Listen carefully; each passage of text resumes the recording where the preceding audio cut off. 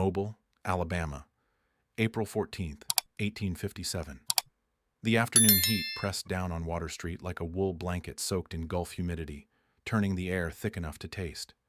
Dogs sought shade beneath merchant carts, and even the dock workers who normally shouted crude jokes across the wharves had fallen into sullen silence.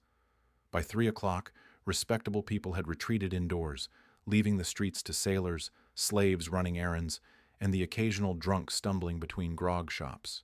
The kind of heat that made people careless, that dulled attention and made witnesses unreliable, which was exactly why Eleanor Fairmont had chosen this day.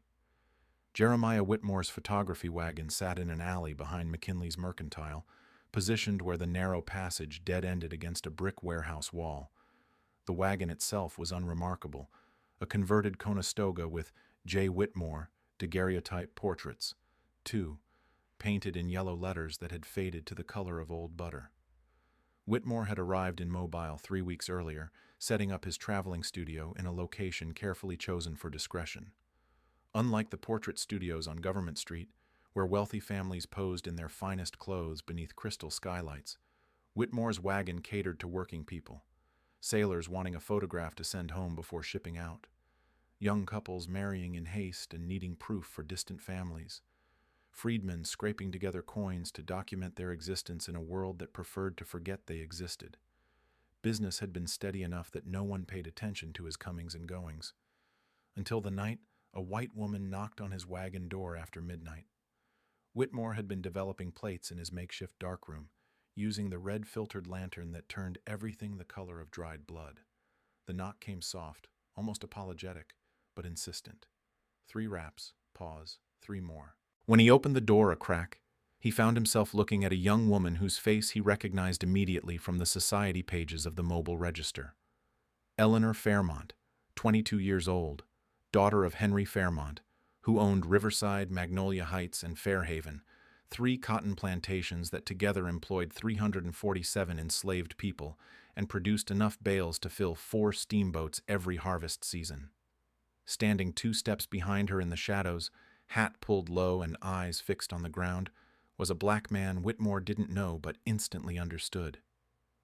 "Mr. Whitmore," Eleanor said, her voice steady despite the visible trembling in her hands. "We need a photograph taken. Tonight. I can pay you $50.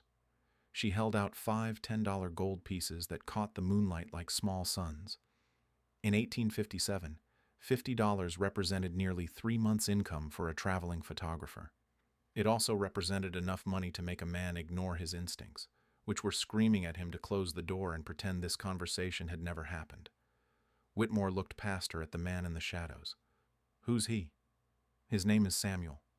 She said it with a possessiveness that made Whitmore's throat tighten. "Not my father's property, or one of our people.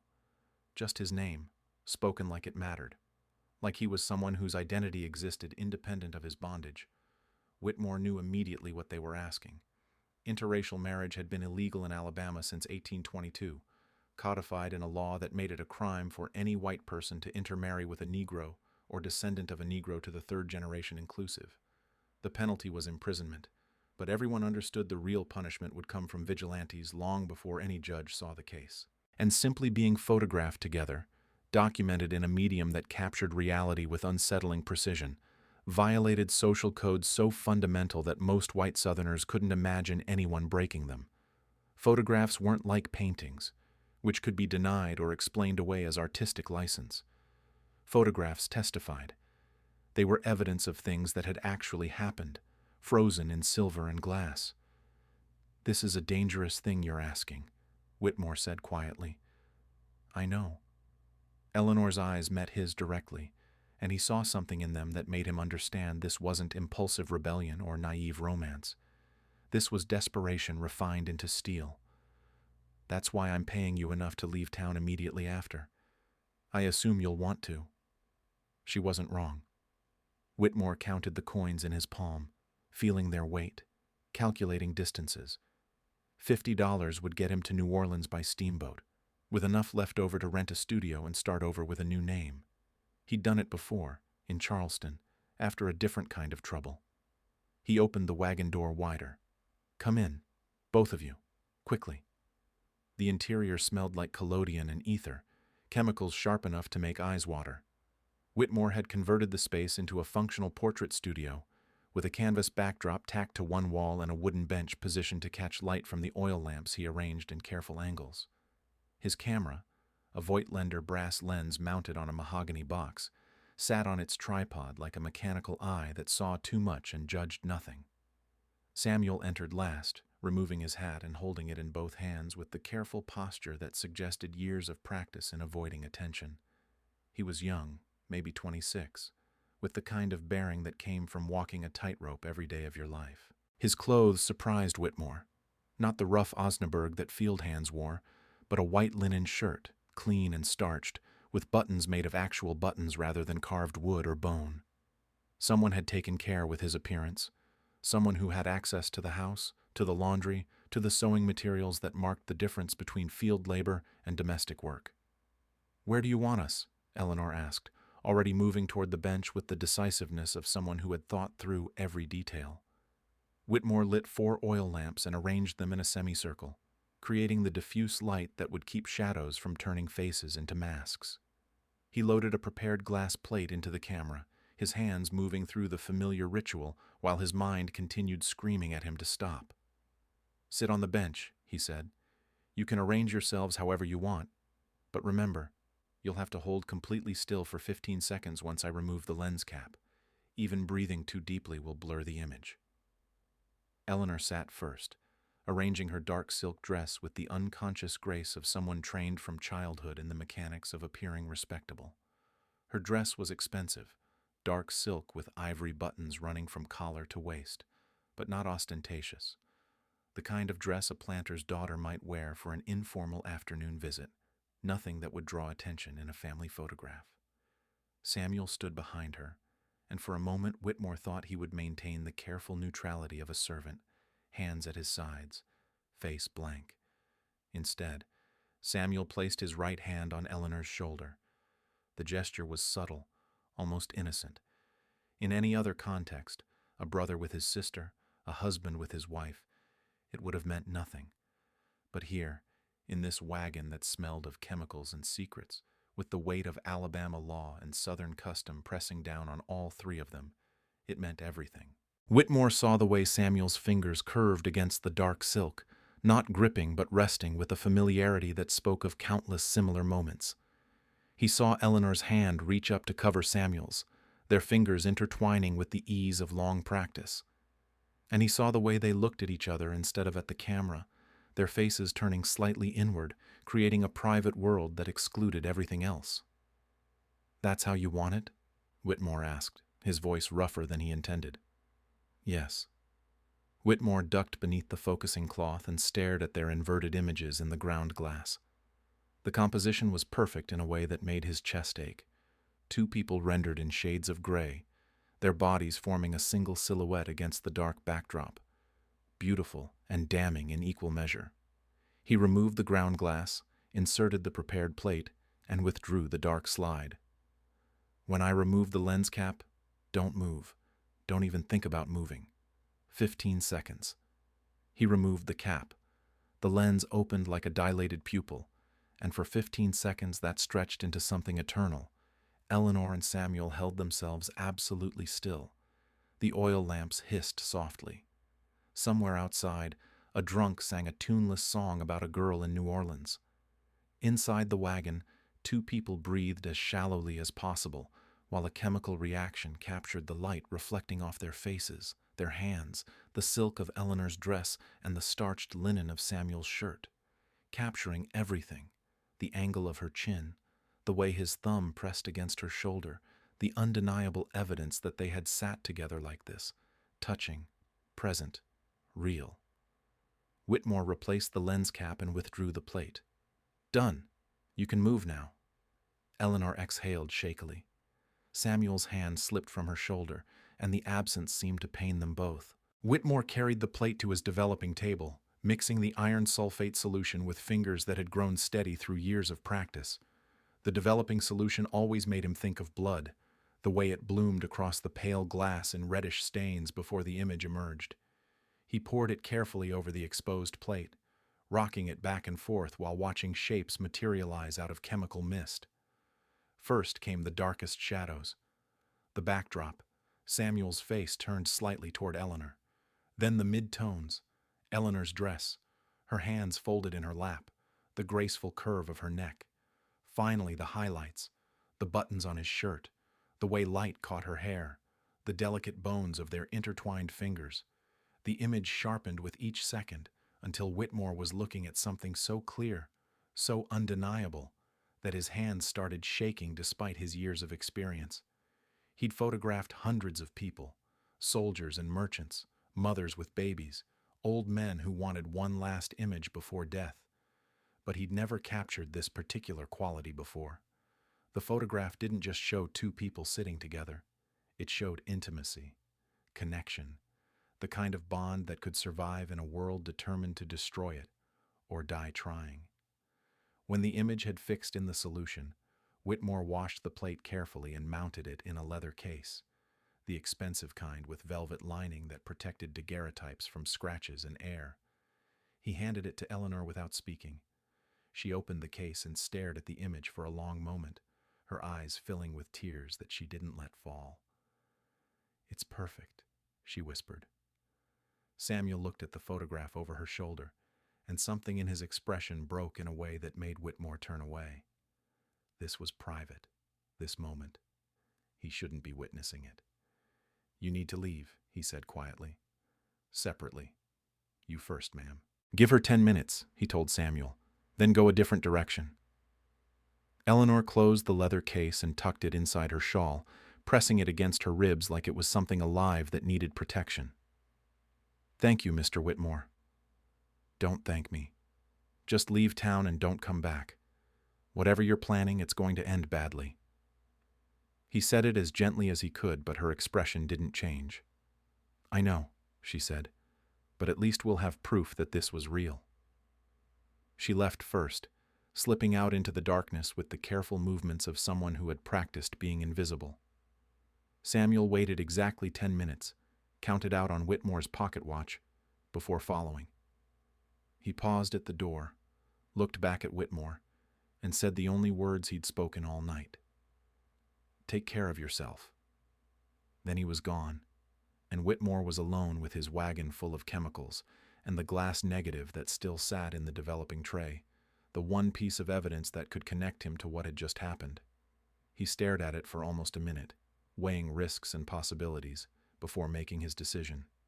He carried the glass plate to his small stove and opened the door, watching flames lick at seasoned oak. The plate went in carefully, and he watched it crack from the heat, the image blackening and curling before finally shattering into pieces too small to recognize. He burned his developing notes next, then the cloth he'd used to wipe the excess solution. When he was finished, there was no evidence that Eleanor Fairmont and Samuel had ever been in his wagon. No evidence except the photograph itself, which was already miles away, hidden beneath layers of silk and secrecy. Whitmore didn't sleep that night. At dawn, he began packing his equipment, working with the methodical focus of a man who had done this before and knew exactly how long it took to erase a life. By noon, his wagon stood empty in the alley behind McKinley's Mercantile, stripped of everything except the canvas backdrop and the lingering smell of chemicals. His equipment was crated and loaded onto a freight wagon heading to the docks. His accounts at the boarding house were settled. The landlady accepted his excuse about a sick relative in Baton Rouge without question. His name was erased from the city directory at the register office, a favor granted by a clerk who accepted $2 without asking questions. By 3 o'clock, exactly 24 hours after Eleanor Fairmont had first knocked on his door, Jeremiah Whitmore was standing on the deck of the steamboat Magnolia Queen, watching Mobile's waterfront recede into the heat haze. He carried one trunk, $300 in various currencies, and a conscience that would never quite settle. 3 days later, he arrived in New Orleans and disappeared into the chaos of the French Quarter, adopting a new name and telling people he'd come from St. Louis. No one in Mobile ever saw him again. The photograph survived for 94 years after that night, passing through hands that didn't understand what they were holding. When Henry Fairmont's house burned in 1861, set ablaze by retreating Confederate soldiers who'd heard rumors of Union sympathies, most of the family's possessions turned to ash and smoke. But Eleanor's Bible survived, pulled from the wreckage by a house slave named Martha, who remembered the young mistress with something more complicated than simple affection. The photograph was still tucked between the pages of Song of Solomon, pressed flat against verses about love that transgressed boundaries. Martha kept the Bible for 40 years, and when she died in 1901, it passed through estate sales and church fundraisers, changing hands 3 more times before landing in the Alabama Department of Archives in 1951. A curator bought it for $15 at a Saturday estate sale, cataloged it simply as unidentified portrait, mid-19th century, and stored it in a climate-controlled vault alongside thousands of other images from Alabama's past. Catalog number 1951 12.0847. Not lost, just unrecognized. Until March 2003, when graduate student Marcus Webb was researching interracial relationships in antebellum Alabama and decided to examine every photograph in the archive's unidentified collections. He spent 4 months going cross-eyed from staring at faded images under magnifying glasses. Then, on a Tuesday afternoon, he opened catalog number 1951, 12.0847, and understood immediately that he was looking at something extraordinary. It wasn't just the composition or the obvious intimacy. It was Eleanor's face. The expression she wore was one Marcus had seen before in other photographs of white women from the period, but never directed at a black man. Love. Unguarded, undeniable, preserved in silver with a clarity that made his hands shake. He cross-referenced everything. The clothing dated to 1856-1858. The technique matched daguerreotype portraiture of that specific period. And there, embossed so faintly in the corner of the leather case that 3 previous archivists had missed it, was a signature. J. Whitmore, Traveling Portraits. Marcus spent the next 3 months tracking down every reference to J. Whitmore he could find in Mobile's newspapers from 1857. The photographer had advertised his services from March 23rd through April 17th. Then nothing. His advertisement stopped, his boarding house room was found abandoned, and a brief notice appeared on April 21st, noting that the photographer J. Whitmore has departed the city, leaving debts unpaid. Marcus kept digging. He found Eleanor's name in society columns, Henry Fairmont's name in business transactions and court records. He built a timeline of the family's movements, their social connections, the architecture of their lives. Then, in the July 23rd, 1857 edition of the Mobile Register, he found what he'd been dreading. The headline ran across 3 columns: Planter found dead, foul play suspected. Henry Fairmont, discovered in his study at Magnolia Heights Plantation on the morning of July 19th. Cause of death, poisoning. Primary suspects, his daughter Eleanor and the Negro Samuel, property of the deceased. Both had vanished the night before Fairmont's death. A reward of $500 was offered for their capture. Marcus sat in the archive's reading room, holding a newspaper that was 146 years old, and felt his dissertation shift from academic inquiry into something else entirely. This wasn't just a photograph of forbidden love. It was evidence in a murder case that ended with a double execution. Magnolia Heights Plantation, Baldwin County, Alabama, 3 months earlier, January 11th, 1857. The conservatory at Magnolia Heights was Henry Fairmont's pride, a glass-walled room where tropical plants imported from Cuba grew in defiance of Alabama's winter. Orchids bloomed in hanging baskets, their heavy perfume mixing with the smell of damp earth and coal smoke from the heating pipes that snaked beneath the tile floor. It was here, surrounded by plants that had no business surviving this far north, that Eleanor Fairmont first told Samuel they were going to kill her father. "He knows," she said, her voice barely above a whisper. She stood with her back to him, staring at a bird of paradise that had finally bloomed after 3 years of stubborn refusal. The morning light filtered through condensation-covered glass, turning everything soft and unreal. "He's known for weeks, maybe longer." Samuel stood near the door, his posture rigid despite being alone with her. 5 years of secret meetings had taught him that safety was an illusion, that discovery could come at any moment through a servant's loose tongue or a neighbor's suspicious glance. His reflection in the glass wall showed a man who had learned to hide everything: fear, anger, hope, love, behind a mask of careful neutrality. "How do you know?" His voice was steady, but his hands gripped the pruning shears he'd been using too tightly, knuckles turning pale against dark skin. "Martha heard him talking to Judge Crawford yesterday. Crawford suggested sending me to my aunt in Virginia until the matter resolves itself. Father said that wouldn't be necessary, that he would handle it personally." Eleanor turned to face him, and Samuel saw something new in her expression. Not fear, but calculation. "He means to sell you, tomorrow or the next day. There's a trader coming through from New Orleans who specializes in difficult cases, men who cause problems." The words hit Samuel like a physical blow. Being sold wasn't just separation, it was erasure. Traders didn't ask questions or keep records beyond what was necessary for bills of sale. Men vanished into the Deep South's cotton fields or sugar plantations, their names forgotten, their connections severed. Some disappeared into places worse than that, places whispered about in the quarters after dark, where life expectancy was measured in months rather than years. Where would he send me? Mississippi, probably the Delta region, or Louisiana. Eleanor's hands twisted the fabric of her skirt, the only outward sign of emotion. "Somewhere I'd never find you. Somewhere you'd work yourself to death in 2 seasons. Samuel set down the pruning shears before his shaking hands could betray him further. He'd known this moment would come eventually. They both had. What they'd built together, stolen hours in the conservatory, whispered conversations in the brief moments when Eleanor's social rounds brought her past the carpenter's shop where he worked, notes hidden in hollowed-out books in the library. All of it had been constructed on borrowed time. But knowing it would end and facing the actual ending were different things entirely. "Then we run," he said. "Tonight, before the trader comes." "Where?" Eleanor's question cut through his desperation like a knife. "How far would we get?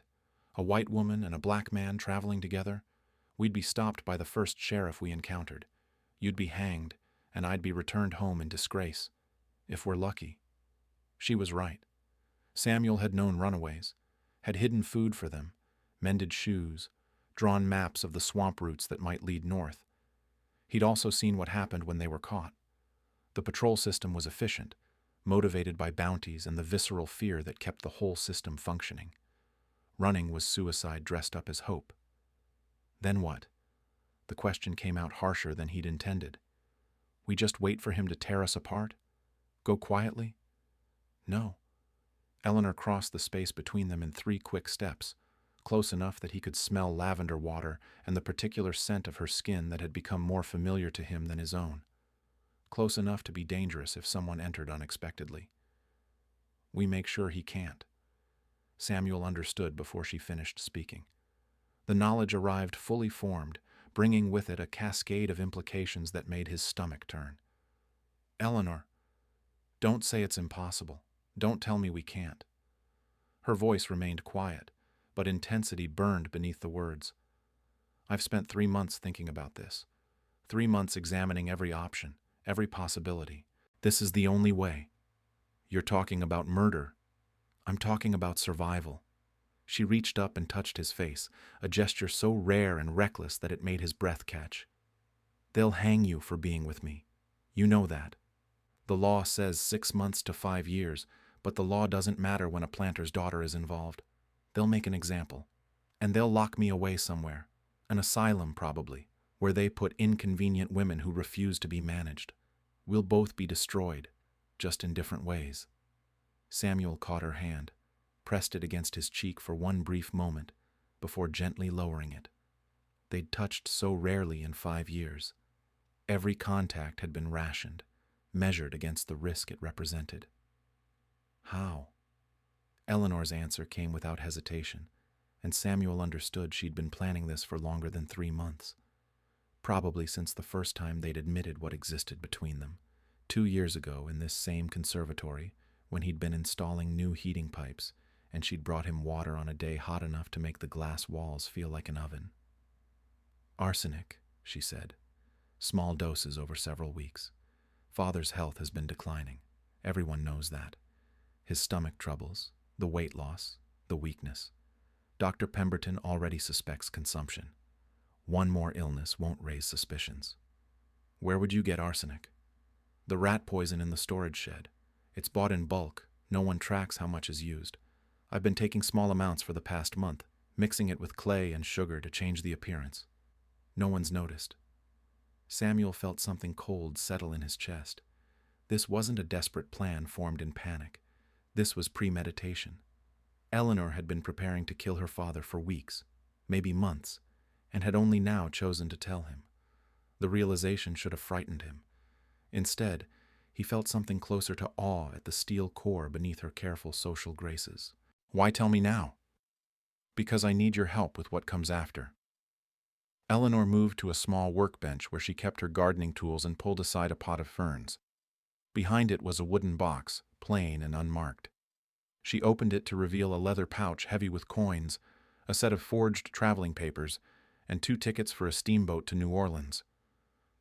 I've been saving money from my household allowance for 18 months, selling jewelry my mother left me. These papers identify you as James Morrison, a free man of color from Richmond. The tickets are for Mr. and Mrs. Morrison, traveling to New Orleans to visit family. Samuel stared at the contents of the box, his mind struggling to process the implications. Mrs. Morrison? We'll need a marriage certificate. I can forge one.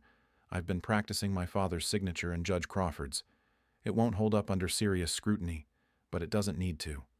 Just long enough to get us to New Orleans, then west to Texas or north to free territory. Eleanor's hands trembled slightly as she closed the box. But there's a problem. Just one? Despite everything, she almost smiled. We need proof. Something to show that what we had was real, that this wasn't just a mistress manipulating a slave or a slave seducing his master's daughter. Something that documents us as we actually are, not as they'll paint us in newspapers after. A photograph. Yes.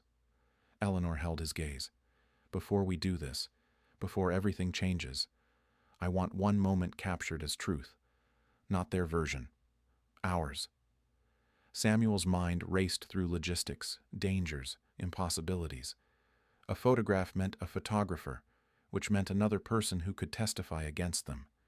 It meant evidence that could survive them, proof of a crime that would haunt their memories even if they succeeded. It meant risking everything for sentiment. It also meant Eleanor understood that survival without testimony, without proof that they'd existed as people rather than property, was just another kind of death. When? He asked. April, after the spring planting, when Father's too busy to pay attention to my movements, when his illness has progressed enough that no one will question a sudden decline. Eleanor's voice dropped even lower. I've already done the calculations, the dosage, the timeline, how long we'll have after he dies before anyone starts asking difficult questions. We'll have maybe 48 hours, less if we're unlucky. And the photograph? There's a traveling photographer setting up in Mobile, Jay Whitmore. I've been watching his advertisements in the register. He moves around frequently, doesn't ask many questions. Perfect for what we need. Eleanor pulled a folded newspaper clipping from her pocket. He charges $2 for a sitting. I'll pay him $50 to forget we were ever there. Samuel took the clipping, though he barely read it. His mind had already accepted what they were planning, even as his conscience screamed against it. Murder, forgery, flight. Any one of those crimes could get them killed. Together they were either salvation or suicide, and he couldn't tell which. How do we do it? He asked, hating how calm his voice sounded. The actual how? Eleanor had thought about this too. Of course she had. His evening brandy. He drinks it at 8 o'clock every night, always the same amount. I'll serve it myself. He likes that, thinks it's charming that I play at being domestic. The arsenic dissolves completely, has almost no taste in alcohol. He'll complain of stomach pain, retire early. By morning he'll be too weak to leave his bed. In 3 days, maybe 4, his heart will give out. And you'll be there, playing the grieving daughter. I'll be perfect.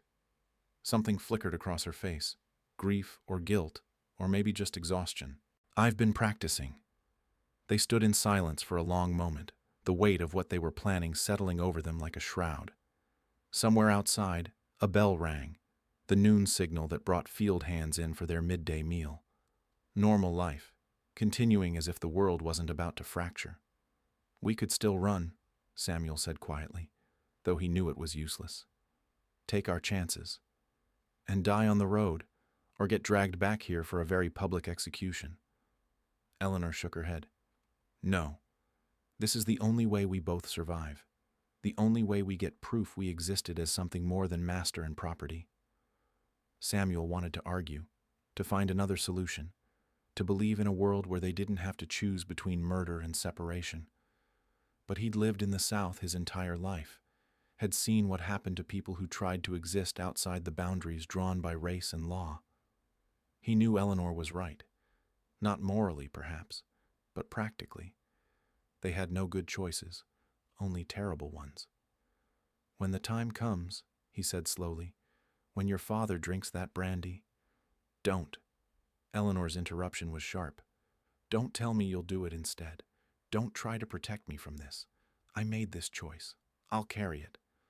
I was going to say, Samuel continued, that I'll be the one they blame anyway. When it all comes out, and it will come out, Eleanor. Somehow it always does. They'll say I poisoned him, that I manipulated you, that I'm the monster. Then we'll make sure there's a photograph that tells the truth. Eleanor's jaw set with determination. Let them paint me as the victim afterward if they want. Let them rewrite the story however they need to sleep at night. But there will be one piece of evidence, one image, that shows exactly what we were to each other. Equals, partners, willing participants. The door to the conservatory opened suddenly, making them both freeze. Martha entered carrying a tea tray, her expression carefully blank in the way that meant she'd heard more than was safe for anyone. She was older than Eleanor by 15 years, had worked in the Fairmont household since before Eleanor was born, and had covered for these secret meetings more times than Samuel could count. Miss Eleanor, Martha said, her tone perfectly neutral. Your father is asking for you. Says he has something important to discuss. The color drained from Eleanor's face. Samuel saw her hand move unconsciously toward the box of forged papers and money, saw her catch herself before the gesture became too obvious. Thank you, Martha. Tell him I'll be there shortly. Eleanor's voice remained steady, but Samuel knew her well enough to hear the fear beneath. I was just inspecting the orchids with Samuel.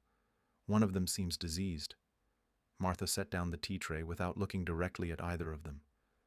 Yes, miss. The orchids. I'll let him know you'll be along.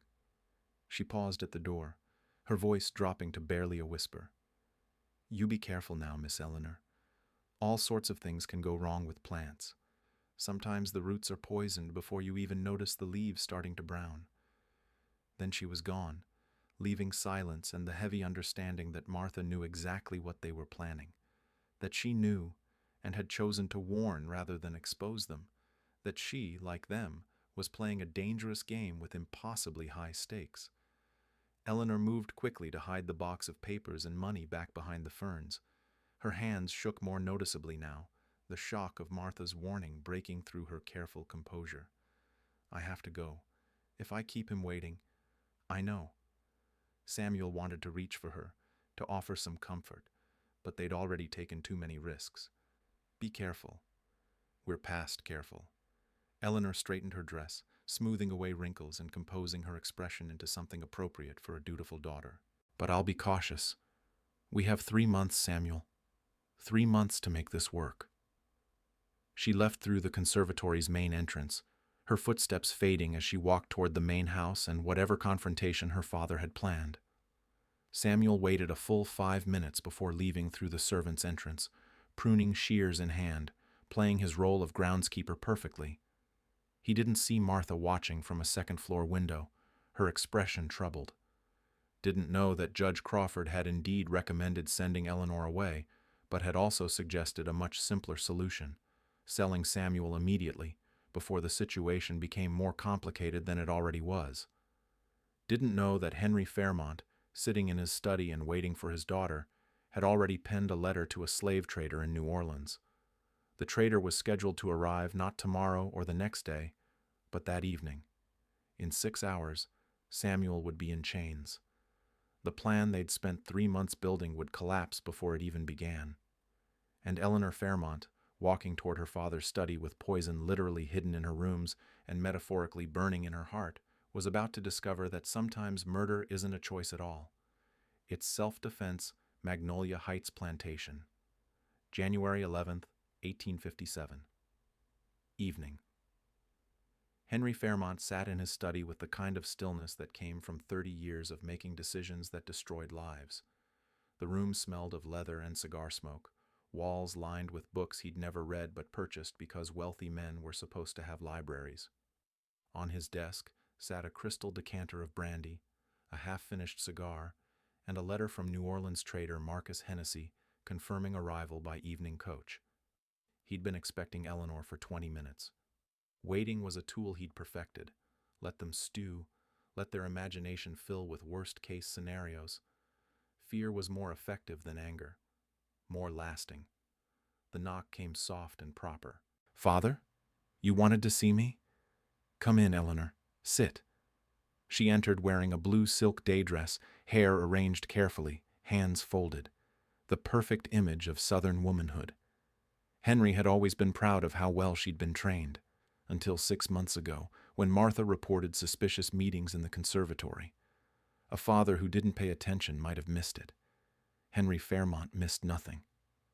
"I'll get straight to the point," he said, not offering her brandy or even basic courtesy.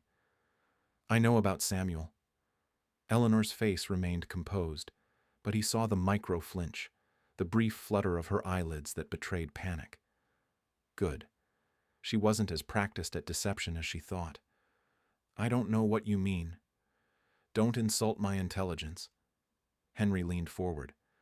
"Martha's been reporting your activities for months. The conservatory meetings, the whispered conversations, the way you look at him when you think no one's watching." He pulled a sheet of paper from his desk drawer. "I also found this in your room. Bills of sale for jewelry your mother left you. $1,500 total. Sold over 18 months to 3 different merchants." Eleanor's composure finally cracked. "You searched my room, my house, my property, my daughter." He watched her process this, watched the calculations behind her eyes. "The money's gone, I assume. Hidden somewhere you thought was clever, along with forged papers and steamboat tickets, if my suspicions are correct." Silence. Eleanor's hands gripped the armrests of her chair, knuckles white. "Here's what's going to happen," Henry continued, his voice as calm as if discussing crop rotations. "Samuel will be sold tonight. There's a trader arriving from New Orleans within the hour. Specializes in difficult cases, runaways, troublemakers, enslaved who've gotten above their station. He'll take Samuel to Mississippi or Louisiana, somewhere so deep you'll never find him." "Father, please." "You'll write him a letter." Henry pulled out fresh paper and a pen, set them in front of her. "You'll explain that your relationship was a mistake brought on by loneliness and poor judgment. You'll tell him to forget you and accept his new life. You'll do this now, while I watch." Eleanor stared at the blank paper. "And if I refuse?" "Then I'll have him whipped before the sale. 50 lashes in the quarters, in front of everyone, so they understand what happens when property forgets its place. Then I'll sell him anyway." Henry picked up his cigar, relit it with methodical patience. "Your choice. A letter that gives him some dignity, or public humiliation followed by the same result." He saw her mind working through options, probabilities, escape routes. She was smarter than most women. He'd always known that, had even taken some pride in it. But smart enough to outmaneuver him? Impossible. "How long have you known?" Eleanor's voice came out steady, controlled. "Long enough to confirm it with multiple witnesses. Long enough to make arrangements." Henry blew smoke toward the ceiling. "Did you really think you could hide it? Did you honestly believe that a white woman and a black man could conduct an affair in my household without anyone noticing?" "It wasn't an affair. We—" Eleanor caught herself. "You what? Love each other?" Henry laughed, the sound harsh in the book-lined room. Eleanor, I'm almost impressed. Almost. You managed to delude yourself into thinking this was something other than what it was. A slave seeing an opportunity, and a foolish girl romanticizing what should have never been more than property performing duties. He's not property. He's... The slap came fast, sharp enough to snap Eleanor's head to the side. Henry stood slowly, looming over her. Don't. His voice dropped to something dangerous. Don't you dare say that in my house. He is property. He has always been property. And you have shamed yourself, shamed this family, and shamed your mother's memory by forgetting that fundamental truth. Eleanor's cheek bloomed red, but she didn't raise a hand to it. Just stared at him with something new in her expression. Not fear anymore, but calculation. Cold, focused calculation. Write the letter, Henry said, or I'll have Martha bring Samuel here, and you can watch what happens when masters lose patience with disobedient property. Eleanor picked up the pen. For a long moment she held it over the paper, and Henry thought he saw tears forming. Then she began writing in her careful, practiced script. What he couldn't see from his position, was that she'd palmed a small envelope from her sleeve. Inside it, a carefully measured dose of arsenic mixed with sugar. What Henry also didn't know was that Eleanor had been planning for this conversation for weeks, had rehearsed every line, every reaction, every contingency. She wrote the letter slowly, deliberately, each word chosen to wound Samuel as little as possible while satisfying her father's expectations. When finished, she folded it and placed it on the desk. There. Are you satisfied? I'll be satisfied when Samuel is on that trader's wagon heading south. Henry picked up the letter, scanned it. Adequate. He'll receive this before departure. He returned to his chair, took a long pull from his brandy. You'll stay in your room for the next month. No visitors, no social calls. When we resume normal activities, you'll behave as if none of this happened. Judge Crawford has a nephew in Charleston, recently widowed, respectable family. You'll marry him by summer. I'll what? You'll marry him, produce children, and live the life expected of someone in your position. Henry finished his brandy, set the glass down with finality. This discussion is over. Martha will escort you to your room and remain there as your companion until I'm confident this madness has passed. Eleanor stood slowly, smoothing her dress. May I at least bring my things? My books, my sewing? Martha will bring what you need. Then may I have one last glass of brandy? Eleanor gestured to the decanter. To calm my nerves. I think I've earned that much. Henry studied her for a long moment, searching for deception, for tricks, for anything that might indicate she was planning something. He saw only a defeated young woman trying to maintain some dignity in the face of total loss. Exactly what he'd intended. One glass. Then Martha takes you upstairs. Eleanor moved to the sidebar where the brandy was kept, poured 2 glasses with hands that trembled just slightly. She brought one to her father, kept one for herself. The gesture was so ordinary, so perfectly daughterly, that Henry felt a brief pang of regret. She could have been an asset if she'd just followed the rules. Such a waste. To family duty, Henry said, raising his glass. To endings, Eleanor replied. They drank together. Henry noticed his brandy tasted slightly sweeter than usual. Eleanor must have added a bit from the sugar bowl to hers and splashed some into his from carrying both glasses. Women always liked their alcohol sweet. The dose Eleanor had added to his glass was carefully calculated. Not enough to kill him immediately. That would raise suspicion. But enough to begin the process. Combined with the small amounts she'd been adding to his evening brandy for the past 3 weeks, tonight's dose would push his system past the point of recovery. Go to your room, Henry said, waving his hand dismissively. I have correspondence to finish before Hennessy arrives. Eleanor curtsied, a gesture so submissive it almost made Henry smile, and left without another word. He watched her go, already turning his attention to the documents on his desk. The Samuel problem would be solved within 2 hours. The Eleanor problem would take a few months but was now manageable. Crisis averted. He didn't notice the faint burn in his stomach starting 20 minutes later. Didn't make the connection when the burn intensified to cramping. Only when he tried to stand an hour later and found his legs weak did he feel the first flicker of concern. By then, Eleanor was in her room with Martha, who'd been given very explicit instructions by Eleanor 3 days ago, along with $100 and a promise of freedom papers if she helped. Martha, who'd watched 3 generations of Fairmonts treat enslaved people like livestock, who'd seen her own daughter sold off when Henry needed quick cash, who'd spent 43 years building a reserve of quiet rage, made her choice. When Henry Fairmont collapsed at his desk, clutching his stomach and calling for help, Martha made sure to wait exactly 5 minutes before discovering him. 5 minutes that gave Eleanor time to retrieve the letter her father had forced her to write and replace it with a different one she'd written weeks ago, one that told Samuel exactly where to find the money and forged papers. By the time Dr. Pemberton arrived, Henry was vomiting blood and barely conscious. The doctor diagnosed acute gastritis brought on by bad shellfish. Fairmont had eaten oysters at the club 2 days prior. A reasonable explanation. No one thought to check if anyone else who'd eaten those oysters had gotten sick. Samuel, working in the carpenter's shop when word spread that Master Fairmont had taken ill, felt his hands start shaking so badly he had to set down his tools. He knew exactly what had happened, knew what it meant. The trader's coach arrived at 8 o'clock. By then, Henry Fairmont was delirious with pain, unable to confirm or deny any transactions. The trader, Marcus Hennessy, waited in the drawing room for an hour before Judge Crawford, who'd been summoned as both friend and legal counsel, told him there would be no sale tonight. Samuel stood in the quarters, the letter Eleanor had managed to slip to him pressed against his chest, and understood that 3 months of careful planning had just collapsed into 3 hours of desperate improvisation.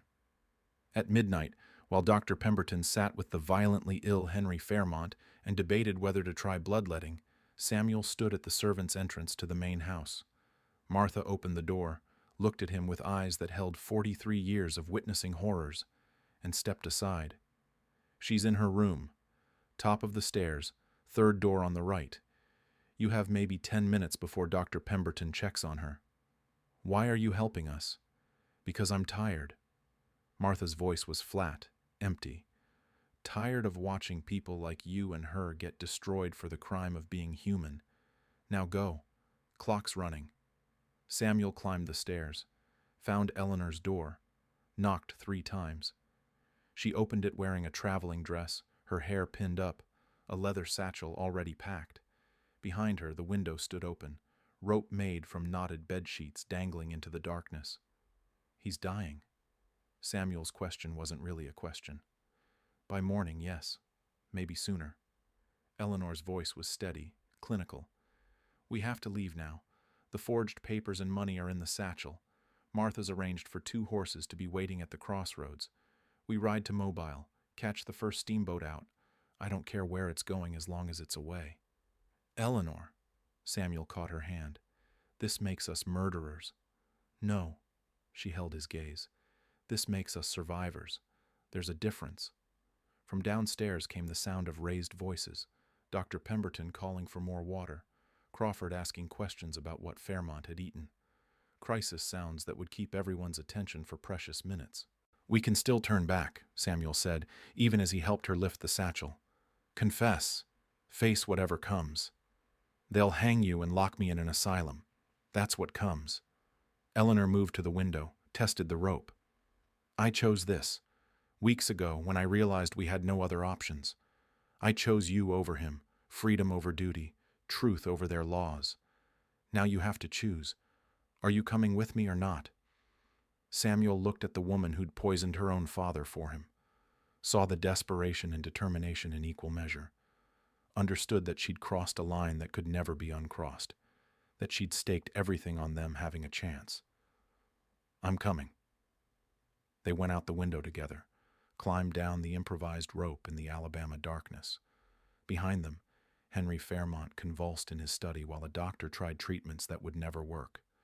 Ahead of them, 2 horses waited at a crossroads, and beyond that, a photographer's wagon in Mobile, where they'd capture one moment of truth before everything fell apart.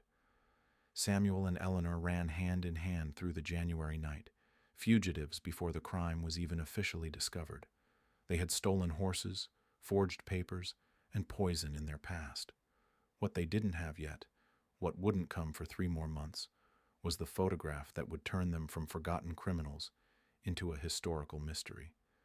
They reached the crossroads breathless and terrified, mounted the waiting horses, and as they spurred toward Mobile, behind them at Magnolia Heights Plantation, Henry Fairmont took his last shuddering breath. His final thought was confusion. He'd been so careful, so in control. How had it come to this? He never realized that control was always an illusion, that the daughter he'd tried to cage and the slave he'd tried to sell had been planning his end for months, that the system he'd built his fortune on had created its own destroyers. Dawn found Samuel and Eleanor 30 miles south, riding hard toward Mobile, and a photographer who didn't yet know he was about to become part of murder evidence that would survive 146 years. Alabama Department of Archives and History, Montgomery, Alabama, March 15, 2003. Marcus Webb had been staring at the photograph for 6 hours straight. His coffee had gone cold twice. His advisor had called 3 times, increasingly irritated that he'd missed their scheduled meeting. The reading room closed in 45 minutes, and he still couldn't look away from the daguerreotype labeled 1951 to 847, a white woman and a black man sitting together in 1857, touching, present, undeniably intimate. The kind of photograph that shouldn't exist. He'd already pulled Henry Fairmont's death certificate from the Baldwin County records. Gastric fever, complications from shellfish poisoning, July 19, 1857. Doctor's signature illegible, cause of death unquestioned. Marcus had found the notice in the Mobile Register announcing Fairmont's sudden passing, survived by his daughter Eleanor, services private. He'd found the estate inventory filed 3 weeks later, listing 347 enslaved people, 3 plantations, and noting that Eleanor Fairmont had departed for extended mourning in Virginia with relatives. Standard protocol for a grieving daughter. Except Eleanor Fairmont had no relatives in Virginia. Marcus had checked, twice.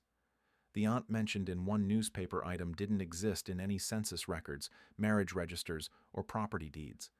Eleanor Fairmont had vanished from Alabama in July 1857 and never appeared in any official documents again. No marriage certificate, no death record, no will, nothing. And Samuel, the enslaved man Henry Fairmont had been planning to sell, had disappeared the exact same night Fairmont died. Marcus pulled out his legal pad, the one he'd been filling with notes since Tuesday. The timeline made sense if you were willing to believe something extraordinary. January 11th, 1857. Henry Fairmont consumed arsenic-laced brandy. January 11th. July 19th, 1857. Slow poisoning over 6 months. July 19th, 1857. Henry Fairmont died. July 19th, 1857. Eleanor and Samuel fled April 14th, 1857. This photograph was taken. Wait. Marcus rechecked his notes. April came before July. The photograph predated the death by 3 months, which meant when Eleanor and Samuel sat for this portrait, Henry Fairmont was already poisoned but not yet dead. They'd commissioned evidence of their relationship while actively murdering her father. The audacity of it made Marcus's hands shake. He turned his attention to the photographer's mark embossed on the leather case, J. Whitmore, Traveling Portraits. Marcus had spent 2 days tracking Whitmore through newspaper advertisements. The photographer had appeared in Mobile on March 23, 1857, advertising daguerreotype portraits of exceptional quality, discretion assured. He'd placed ads through April 17th, then vanished completely. No forwarding address, no subsequent advertisements in any Alabama, Mississippi, or Louisiana papers. Just gone. Like he'd known to disappear before questions started being asked. Marcus pulled out the Mobile Register from April 21st, 1857. Buried on page 6, a tiny notice. The photographer J. Whitmore has departed the city unexpectedly, leaving debts at Mrs. Harrison's boarding house and McKinley's Mercantile unpaid. Those with claims should contact. Disappeared within days of taking this photograph. Professional or panicked? Marcus couldn't tell, but the timing reeked of someone who understood they'd witnessed something dangerous. He carefully opened the leather case again, examining the daguerreotype under the magnifying glass he'd borrowed from the conservator. The image quality was extraordinary. Whitmore had been skilled. Eleanor sat on a bench, wearing dark silk with ivory buttons. Samuel stood behind her, his right hand resting on her shoulder, their fingers intertwined. Both faced slightly toward each other rather than the camera, creating an intimacy that survived 146 years. But it was their expressions that gutted Marcus every time he looked. Eleanor's face showed something beyond love, a desperate, defiant determination, like someone documenting proof before an execution. Samuel's expression mixed tenderness with the exhausted wariness of a man who'd spent his entire life navigating impossible situations. Together, they looked like people who'd already chosen their fate and were simply waiting for it to arrive. Marcus checked his watch. 30 minutes until closing. He pulled up the newspaper archives on the library's microfilm reader, searching for anything about Fairmont's death beyond the obituary. Founded on July 23, 1857. Inquiry into Planter's death. Authorities in Baldwin County have opened an inquiry into the death of Henry Fairmont, prominent planter, who expired July 19th after prolonged illness. Of particular interest is the disappearance of Fairmont's daughter Eleanor and the Negro Samuel, Fairmont's property, both of whom vanished the night of Fairmont's death. Judge Thaddeus Crawford, executor of the Fairmont estate, has offered $500 reward for information leading to their capture. The pair are believed to have fled toward Mobile, possibly intending to board a steamboat north. Sheriff's deputies and slave patrols have been notified throughout Alabama, Mississippi, and Louisiana. Marcus's stomach tightened. They'd made it to Mobile. That's where the photograph was taken, which meant they'd been fugitives carrying murder evidence while sitting for a portrait that could identify them. The calculation was insane. Unless the photograph wasn't evidence of their crime, it was evidence of their humanity. Proof that before the law turned them into murderous and runaway property, they'd been two people who loved each other enough to kill and die for that love. He kept searching. Found an update dated August 14, 1857. Reward increased. Judge Crawford has increased the reward for Eleanor Fairmont and the runaway Negro Samuel to $1,000 for information leading to their capture. Reports place the fugitives on a steamboat departing Mobile for New Orleans in mid-July, though subsequent searches of New Orleans have yielded no results. Authorities speculate the pair may have continued west to Texas or attempted to reach free territory in the north. The inquiry into Henry Fairmont's death continues, with Dr. Pemberton testifying that Fairmont's symptoms were consistent with acute gastric poisoning, though the source remains unidentified. So they'd made it to New Orleans. After that, the trail went cold. Marcus searched through months of newspaper archives, August, September, October 1857. Nothing. The story simply stopped. Two people accused of murder and flight, carrying forged papers and a photograph that could damn them, vanished into American history like smoke. Marcus leaned back, rubbing his eyes. The reading room's fluorescent lights hummed overhead. Around him, other researchers packed up their materials, filing out toward normal lives that didn't include obsessing over 146-year-old mysteries. He should leave too. Come back tomorrow with fresh eyes. Instead, he pulled out his phone and called his advisor, Dr. Patricia Morrison. "Marcus, you missed our meeting.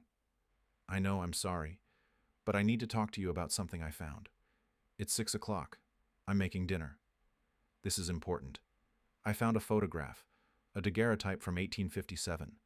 It shows a white woman and an enslaved black man sitting together, touching each other, clearly intimate. Dr. Morrison, I think I'm looking at evidence of a murder." Silence on the other end. Then, "What kind of evidence?" Marcus explained everything. The photograph, the timeline, Henry Fairmont's death, the disappearance, the newspaper reports. He talked for 15 minutes straight, his words tumbling over each other in a rush of discovery and horrified fascination. When he finished, Dr. Morrison's voice came carefully measured. "Marcus, what you're describing would be the find of a lifetime, an actual documented interracial relationship from the antebellum South, connected to a potential murder case? If you can prove this, it changes everything we think we know about resistance, agency, and intimacy under slavery. I know. But you need more than speculation. You need hard evidence connecting that photograph to Eleanor Fairmont and Samuel. Right now, you have a daguerreotype labeled unidentified and a lot of circumstantial connections. That's not enough for a dissertation. Marcus stared at the photograph, at Eleanor's defiant eyes and Samuel's careful strength, at their intertwined fingers and the space between them that had somehow survived as silver on glass. What if I can find out what happened to them? Trace their route after New Orleans? Then you'd have a story. But Marcus, Dr. Morrison's voice softened. You need to prepare yourself for the possibility that you won't find them. Most fugitives from that era disappeared completely, especially ones carrying this much danger. They probably changed names, possibly split up, definitely destroyed any evidence that could connect them to Alabama. This photograph might be all that's left. The photograph was in a Bible, Marcus said suddenly, remembering the conservator's notes. Found in an estate sale in 1951, tucked into a Bible's Song of Solomon section. The Bible belonged to someone named Martha who died in 1901. Martha. He flipped through his notes frantically. Martha was mentioned in one of the newspaper reports. She was Henry Fairmont's head house servant. She testified about Fairmont's final illness. So the photograph survived with someone who knew them, someone who kept it hidden for 44 years. Dr. Morrison's voice sharpened with interest. Marcus, if you can track Martha's life after 1857, you might find a connection to Eleanor and Samuel. She might have helped them escape. Or she might have been the one who poisoned Fairmont. Marcus felt the pieces rearranging in his mind. The reports say Samuel disappeared, but what if he wasn't acting alone? What if Martha was part of it? Then you're looking at a conspiracy, not just a crime of passion, which makes the story even more remarkable. Papers rustled on Dr. Morrison's end. Okay, here's what you do. First, find Martha's last name. Check the estate inventory. It should list household servants by full name. Then trace her through census records, death certificates, anything that shows where she lived after Fairmont died. If she kept the photograph, she might have kept other evidence too. Marcus was already writing. And Eleanor and Samuel? Start with New Orleans. Check passenger manifests for steamboats leaving Mobile in July 1857. Look for couples traveling together with names that don't quite fit. Mr. and Mrs. anything that sounds hastily chosen. Check free persons of color registers in New Orleans, marriage licenses, death records. They had forged papers identifying Samuel as a free man, which means someone in New Orleans might have documented them under false names. Dr. Morrison? Yes? Thank you for believing me. A pause. Marcus, I've been studying this period for 30 years. I've never seen a photograph like this. If even half of what you're theorizing is true, you've found something that forces us to reconsider everything we thought we knew about love, resistance, and agency under slavery. So yes, I believe you. Now go prove it. Marcus stayed in the archives until security physically escorted him out at 9 o'clock. He came back the next morning when they opened at 8 and didn't leave until they closed again. For 3 weeks he lived in those climate-controlled rooms, surrounded by documents that smelled like old paper and forgotten lives. He found Martha's full name in the estate inventory. Martha Henderson, age 43, house servant, valued at $400. He found her in the 1860 census, living in Mobile as a free woman, freed in Henry Fairmont's will, which had been written 2 weeks before his death and witnessed by Judge Crawford. Interesting timing. Martha Henderson appeared in Mobile city directories through 1901, working as a seamstress, living alone, dying of pneumonia at age 87. He found no evidence she'd ever married or had children, no evidence of any family except a mention in her death notice about a beloved goddaughter visiting from Texas. Texas. Marcus pulled every record he could find for Texas in the 1860s and 70s, searched for variations of Eleanor's name, Ellen, Nora, Leonora, searched for black men named Samuel who'd appeared in Texas free persons of color registers, found hundreds, none with any clear connection to Alabama. Then, on a Thursday afternoon in April 2003, Marcus found a marriage license filed in Austin, Texas, dated November 3, 1857. James Morrison, free man of color, age 26, birthplace Richmond, Virginia, married to Ellen Fairweather.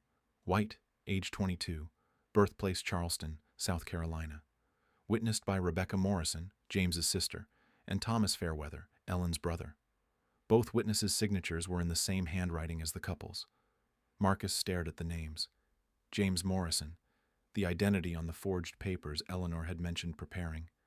Ellen Fairweather, a name constructed from Eleanor Fairmont's real name, barely changed. Morrison and Fairweather, the lightest possible variations, easy to remember under pressure, hard to connect unless you knew what to look for. He pulled Texas census records for 1860. Found James and Ellen Morrison living in a small house outside Austin. James listed as a carpenter. Ellen listed as keeping house. No children. No other family members. 1870 census. Same address. Same occupations. Still no children. 1880 census. Nothing. The Morrisons had vanished from Texas records entirely. Marcus searched death records. Found nothing under Morrison. Found nothing under their fake original names from the marriage license. Searched every variation he could think of. Ellen, Nora, James, Samuel. Checked cemetery records, probate filings, property transfers. Nothing. After 1870, James and Ellen Morrison disappeared as completely as Eleanor Fairmont and Samuel had in 1857. They'd survived 13 years together under false names in a place where interracial marriage was illegal, where both could be arrested if anyone connected them to an Alabama murder. 13 years of waking up every morning and choosing to continue the lie, continue the risk, continue being people they weren't in order to be together as who they actually were. Then they'd erased themselves one final time. Marcus sat in the archives on a Friday evening, 3 months after finding the photograph, surrounded by copies of every document he'd uncovered. The photograph lay open on the desk in front of him. Eleanor and Samuel, frozen in 1857, their fingers intertwined, their expressions mixing love and doom in equal measure. He'd proven they'd murdered Henry Fairmont. He'd proven they'd fled to Texas and lived under false names. He'd proven their relationship was real, documented, extraordinary. And he'd proven that sometimes people disappear so completely that not even history can find them.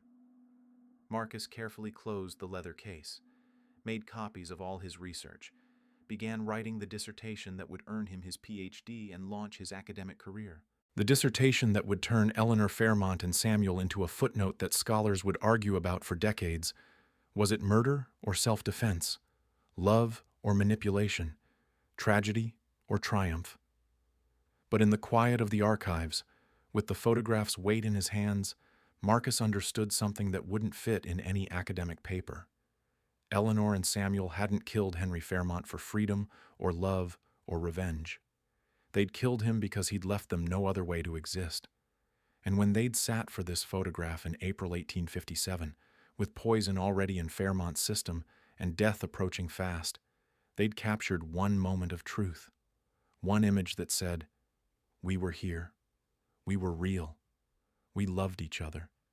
And whatever history makes of us after, at least there's proof we chose this." The archives closed. Marcus gathered his materials, filed the photograph back into its acid-free folder, catalog number 1951, 12.0847, unidentified portrait, circa 1857. In the morning, he'd return to continue research. In the evening, he'd write another chapter analyzing resistance strategies and interracial intimacy in the antebellum South. But tonight, driving home through Montgomery's streets, Marcus couldn't stop thinking about two people who'd been willing to become murderers, fugitives, and permanent liars just to spend 13 years together in a small house outside Austin, Texas. And he hoped, God, he hoped, that wherever they'd gone after 1870, they'd finally found a place where they could use their real names.